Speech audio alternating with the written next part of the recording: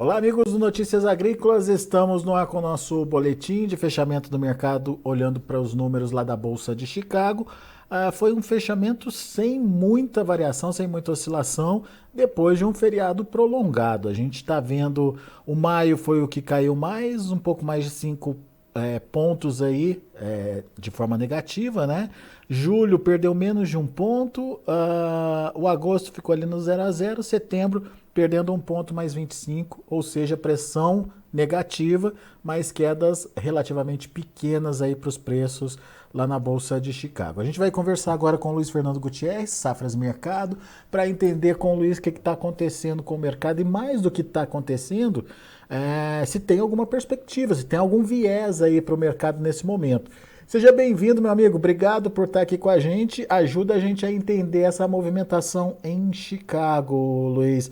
O que justifica esse mercado aparentemente, né, esperando para ver o que vai acontecer? Hoje, véspera de relatório, se eu não me engano, né, Luiz? O que a gente pode esperar aí dos preços?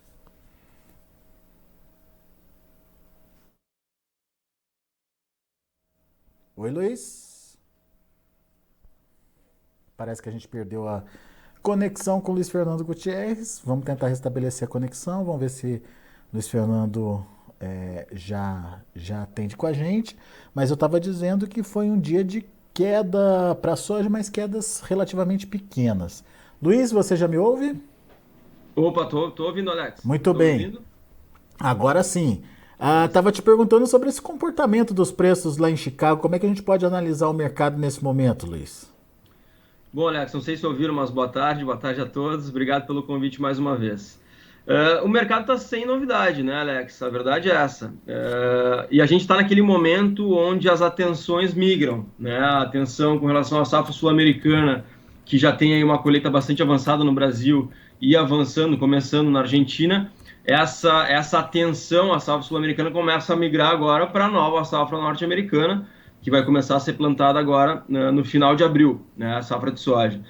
Então, nesse momento de migração, realmente o mercado fica sem grandes novidades, sem grandes fatores novos, né?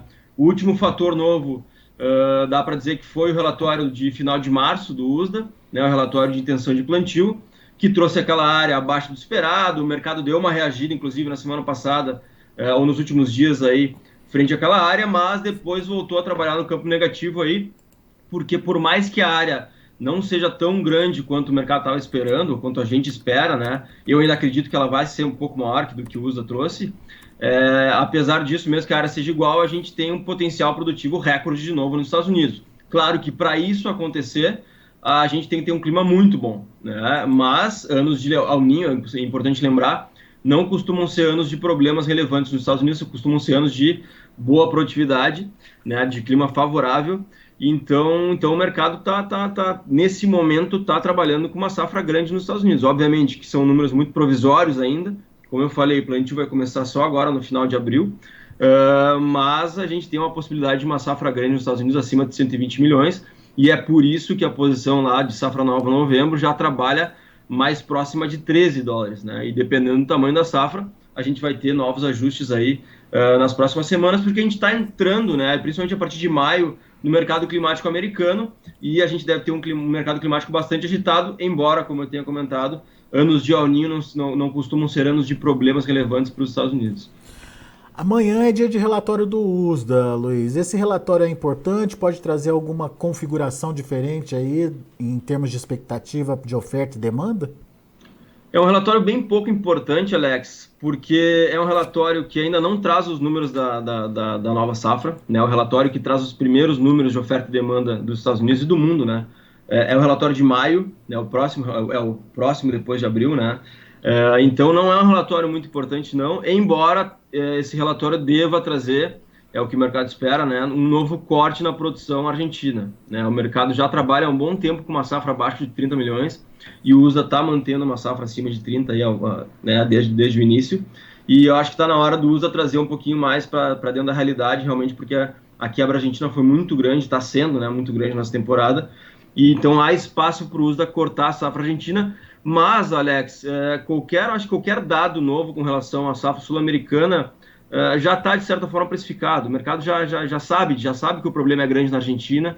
Eu acho que só falta só o USDA, né, trazer esse ajuste de número, que o resto do mercado já trabalha com o número abaixo de 30 há um bom tempo. No Brasil, é possível que o USDA traga um pequeno ajuste positivo. Nós, inclusive, né, nós de Safras, na semana passada, trouxemos um ajuste positivo, porque a gente percebeu que ao longo do mês de março, quando a colheita andou mais no Brasil, a gente percebeu que, cara, os estados da faixa central do Brasil estão colhendo muito bem. A verdade é essa. Inclusive, a gente deve ter recorde aí em alguns estados, e o destaque é o estado do Mato Grosso, né, que já é a maior área, já é a maior produção, né, naturalmente, e apesar disso vai ter a maior produtividade de recorde de sua história, provavelmente nessa temporada. Então, a produção brasileira é muito grande. A gente está trabalhando com o número de 155 agora, era 152,4 anterior. Mesmo com perdas no Rio Grande do Sul, a safra brasileira vai ser muito grande, vai ser recorde. Então, existe um espaço para o USA trazer esses ajustes de safra sul-americana, mas que eu entendo que já estejam precificados, e alguma coisinha mexer em estoque americano, mas se mexer vai ser muito pouco, né? Eu acho que seria uma surpresa se mexesse muito. Talvez mexer um pouquinho em esmagamento, em exportação, que diminua um pouquinho o estoque americano, mas nada que mude a cara do quadro de oferta e demanda americano. Muito bem. Então, temos esse relatório de amanhã, sem grandes surpresas. Enfim, o mercado, então, vai monitorar clima nos Estados Unidos mesmo, Luiz. Quando que começa o plantio da soja? O milho já começou, né? Isso, o milho está nos primeiros dias de plantio nos Estados Unidos. Está começando dentro da janela ideal, né? Está começando dentro do esperado, digamos assim. E se o clima ajudar, a gente deve ter, né, ajudar no sentido de não ter chuvas excessivas que impeçam o avanço dos trabalhos, ou o início dos trabalhos, no caso da soja, a gente deve ter os trabalhos de plantio da soja começando a partir do dia 20, 21 de abril. Então, mais uns 10, 12 dias aí. Muito bem. Agora, o clima, Luiz, esse ano, ele vai ser importante por causa do tamanho da safra, ou seja, é de novo aquela safra apertada que não pode haver perda, ou vai ser importante porque pode dar tranquilidade aí para o mercado se vier uma boa safra? Ele vai ser importante, Alex, porque a verdade é que os Estados Unidos eles estão encerrando essa temporada, ou vão encerrar em agosto, né, com estoque bem baixo. A verdade é essa. A gente lembra que ano passado eles tiveram problemas de produção, não foram problemas tão grandes, né, mas foi uma safra abaixo do esperado, né, uma safra 116, 117, 116,5, se não me engano agora. Então, o estoque americano não vai ter muita folga nesse ano, né, ou não vai encerrar a temporada muito folgado. Isso quer dizer que o mercado climático americano vai ser mais sensível, ainda mais porque a área não deve crescer, pelo menos inicialmente o USA nos trouxe, né, não deve crescer praticamente nada. Então, com uma área estável nos Estados Unidos, por mais que exista o potencial produtivo recorde, o clima tem que ser perfeito para isso, tem que ser muito bom, né? E não que não possa acontecer, mas a gente sabe que algum probleminha já pode trazer a safra americana para não ser recorde, digamos assim. Então, eu acho que o mercado climático, a partir de maio, agora vai ser bastante sensível. Eu acho que ainda tem espaço para a gente ter uma área de soja maior, eu acho que tem espaço para avançar tanto soja quanto milho, vai depender do plantio, como é que for o clima. Mas mesmo com uma área maior, o mercado vai ser mais sensível porque o estoque americano está encerrando a temporada num nível bastante apertado. Então você vê esse momento como oportunidade aí de negócio para o produtor que está atrasado com as negociações aqui no Brasil? Pode ter esse momento de oportunidade? A verdade é que no Brasil, pro Brasil, né, o momento é bastante negativo e deve continuar sendo por algumas semanas ainda. Porque a gente tem uma pressão de entrada de safra muito grande, né, Alex? Como eu falei, uma safra de 155 milhões, a maior safra da nossa história, está pesando muito nas cotações, né? Então, basicamente, a gente tem preços em queda semana após semana, desde fevereiro praticamente, ou até mesmo janeiro, porque os prêmios estão pressionados, né? É muita soja entrando, a comercialização está atrasada no Brasil, está pelo menos uns 15 pontos percentuais atrasada. Então a gente sabe que o produtor vai ter que vender, até porque a gente tem uma questão logística importante de armazenagem, que a gente não tem de guardar tanta soja, e logo ali na frente vem uma safrinha de milho que provavelmente vai ser grande também. Então a tendência para o mercado brasileiro continua sendo negativa, mas respondendo mais diretamente a pergunta, sim, o mercado climático americano sempre pode trazer alguma oportunidade. A gente vem falando aqui nas safras, né, para os nossos clientes, que qualquer respiro de Chicago nesse ambiente de primeiro semestre, que é um ambiente negativo para o preço brasileiro, tem que ser aproveitado se houver necessidade, né? Se o produtor precisa vender, fica de olho quando Chicago der uma respirada, como deu né, recentemente, aí, depois do relatório diário do USDA, o produtor tem que aproveitar, porque vão ser raros os momentos, eu acho, que a gente vai ter esses momentos positivos para preços no primeiro semestre brasileiro. Muito bem, você destacou muito bem, né, Luiz? Temos o Chicago, mas temos a soja brasileira que está sendo pressionada por conta aí do excesso de oferta, o que faz com que os prêmios sejam literalmente derrubados, prêmios negativos hoje. Mesmo com a safra superando aí 70%, 80% de colheita, Luiz? Sim, a tendência continua negativa, por mais que os trabalhos já estejam bastante avançados, né? A gente tem praticamente trabalhos encerrados aí no Mato Grosso, tem outros estados do Centro-Oeste e Sudeste avançando para a reta final. A gente tem ainda algum atraso no Rio Grande do Sul, no sul do Brasil, aí Paraná ainda com algum atraso, mas mesmo assim é muita soja entrando, Alex, e a gente tem uma necessidade de venda do produtor, porque, de novo, a gente tem um problema histórico de armazenagem, né, no Brasil. Não é de uma hora para outra, de um ano para outro que a gente resolve isso, e, né, por mais que a gente avance e melhore essa questão, a gente sempre está correndo atrás da roda, até porque a gente vem aí de ano após ano aumentando safra, né, tirando ano passado que a gente teve uma quebra muito importante. Mas a verdade é que o avanço da produção nesse ano é muito maior do que a gente tem avançado em capacidade estática, e, de novo, tem a questão da safrinha, que provavelmente vai ser grande, a gente trabalha com uma safra grande aí inicialmente, e a gente não tem aonde guardar tudo isso, então o produtor tem que vender, né? Até porque ele vendeu muito pouco, tem necessidade de venda maior, embora ele esteja mais capitalizado, né? O produtor do centro do país, mas existe essa necessidade, e essa necessidade de venda é o que pressiona prêmio. Então a gente deve ter um primeiro semestre inteiro aí de prêmios bem pressionados. Claro, quanto mais a gente vai avançando, né, na comercialização, vai avançando mais para o segundo semestre, os prêmios tendem a ficar menos pressionados por uma questão sazonal também. Mas a gente tem prêmio negativo até pelo menos o mês de junho, julho, né, dependendo do momento. Então, o primeiro semestre deve ser realmente de preços mais pressionados e prêmios bastante pressionados. Muito bem. Agora, a gente falou de oferta, né? A oferta no Brasil que é gigante, a oferta nos Estados Unidos sendo construída, expectativa de boa safra por lá também, pelo menos por enquanto. O jogo não está jogado ainda, a gente sabe disso, mas a expectativa por enquanto é essa. Mas e a demanda, Luiz? O que você está vendo da demanda aí, principalmente a chinesa?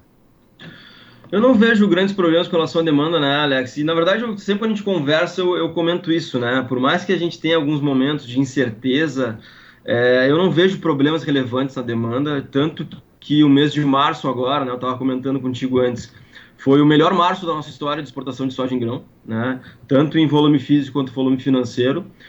Claro, beneficiado um pouco pelo atraso na colheita, que acabou trazendo uma exportação um pouco menor para janeiro, para fevereiro, acabou acumulando mais para frente, mas a verdade é que a nossa expectativa é de exportação recorde no Brasil.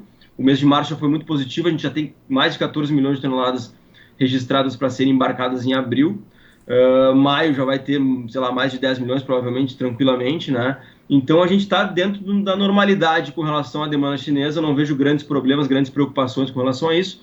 Claro, obviamente, a gente tem que ficar de olho na China, com relação ainda à questão envolvendo Covid, a questão envolvendo o crescimento chinês, mas a verdade é que a China deve expandir suas compras nesse ano, né? É o que a gente está esperando, importar 97, 98 milhões, e o Brasil fincando o pé ainda mais, né? Ainda mais com a Argentina fora, ou menos presente, bem menos presente no jogo nessa temporada, né? Pela questão da quebra, o Brasil fincando cada vez mais o pé como grande fornecedor para a China, então não vejo grandes problemas com relação a isso. A demanda chinesa está aí e vai continuar aí pelos próximos meses, como normalmente é aí na sazonalidade brasileira.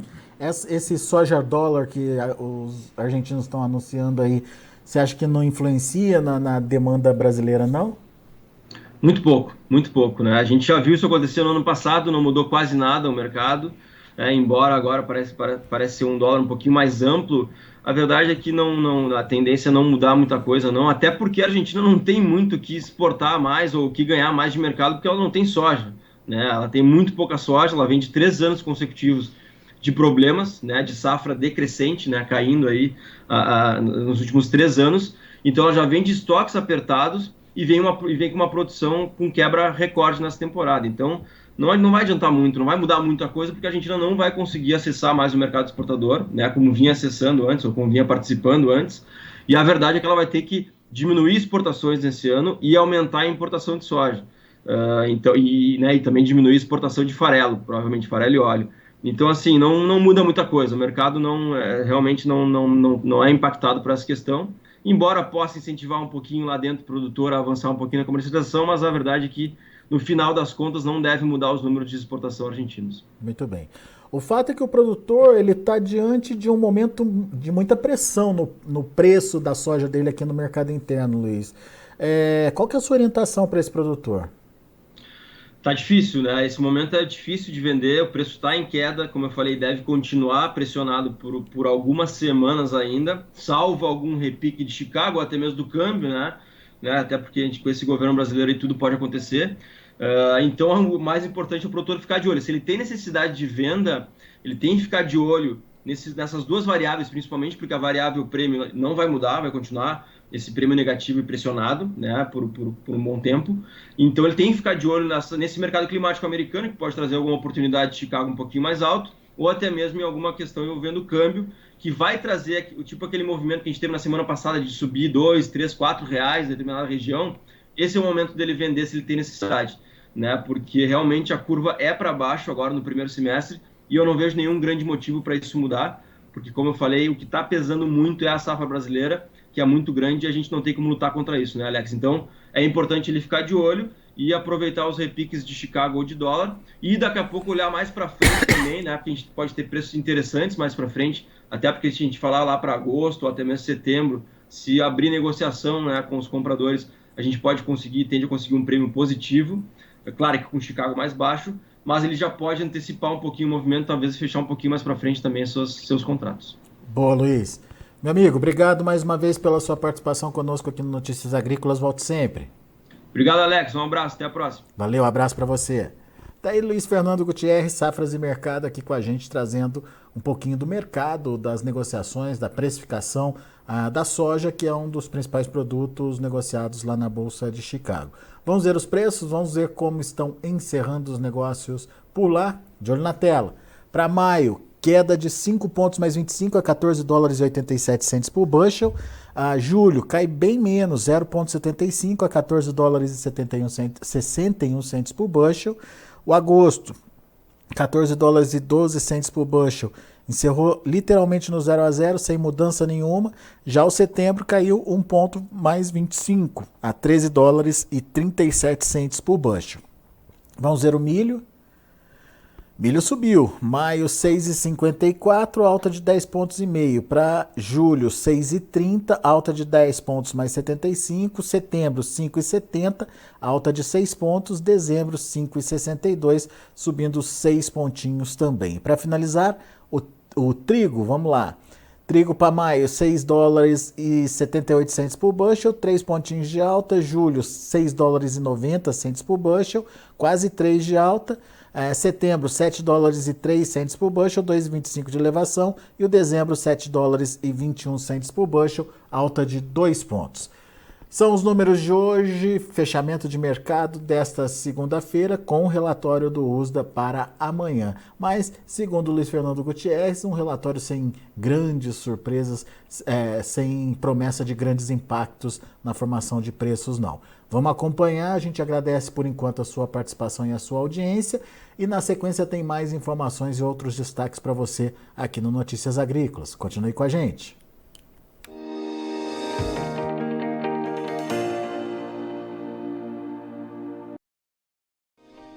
Se inscreva em nossas mídias sociais. No Facebook, Notícias Agrícolas. No Instagram, @Notícias Agrícolas. E em nosso Twitter, @Norteagri. E para não perder nenhum vídeo, não se esqueça de nos acompanhar no YouTube e na Twitch, Notícias Agrícolas Oficial.